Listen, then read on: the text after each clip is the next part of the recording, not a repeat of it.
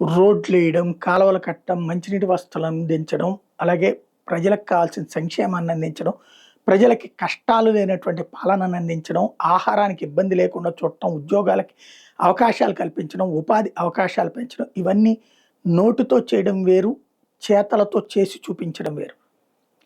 ఇవి జగనున్నా జరుగుతాయి, బాబున్నా జరుగుతాయి. ఎవరి కాలంలో ఎక్కువ వేగంగా జరిగినాయి అనేది జనాలకి తెలుసు. కానీ పార్టీల పరంగా ఎవరికాళ్ళు మా వాళ్ళ హయాంలో బాగా జరిగిందని చెప్పుకుంటారు, తెలుగుదేశం కానీ వైఎస్ఆర్ కాంగ్రెస్ పార్టీ కానీ. అది పక్కన పెడతాం.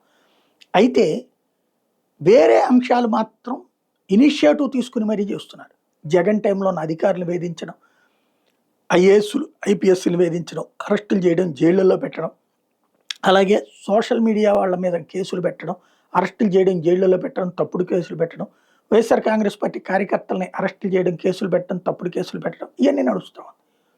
ఇప్పుడు ఇవి సాగుతూ ఉన్నప్పుడు ఈ అభివృద్ధికి సంబంధించిన చర్చ నోటితో జరుగుతోంది కానీ ఫీల్డ్లో జరగట్లేదు. ఆ చర్చ ఎక్కువ వెళ్ళిపోతుంది. ఇప్పుడు జగన్ వస్తే కూడా సేమ్ రిపీట్ అయ్యేటట్టు. ఎందుకంటే ఈ దఫా జగన్ వస్తే జగన్ మాట వినే పరిస్థితుల్లో కూడా ఉండరు. ఇప్పుడు బెంగాల్లో నరేంద్ర మోడీ, అమిత్ షా లేకపోతే సువేందు అధికారి ఎవరన్నా కొట్టమంటున్నారా? లేదు. స్థానికంగా ఉన్నోళ్ళే గుంజుళ్ళు దీపిస్తున్నారా, లేకపోతే కోడిగుడ్లు వేస్తున్నారా, లేకపోతే రాళ్ళు వేస్తున్నారా, జరుగుతుంది.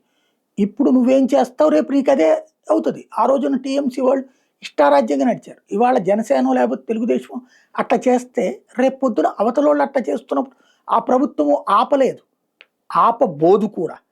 చివరికి మన రాష్ట్రంలో బ్రతకాలంటే ఏదో ఒక పార్టీకి పనిచేయాలి, ఏదో ఒక పార్టీకి అనుకూలంగా ఉండాలి, రెండో పార్టీ వాళ్ళ చేత తన్నులు తినాలి. ఇదెక్కడ ప్రజాస్వామ్యం? ఇదెక్కడ రాజకీయం? ఇదెక్కడ దౌర్భాగ్యం? ఇదెక్కడ దరిద్రం? గతంలో మన పెద్దలు కూడా ఫేస్ చేయని రాక్షస రాజకీయాన్ని ఇప్పుడు మనం ఫేస్ చేస్తున్నాం. ఇది ప్రమాదకరం అనేది ఎందుకు ఆలోచించట్లేదు అర్థం కావట్లేదు.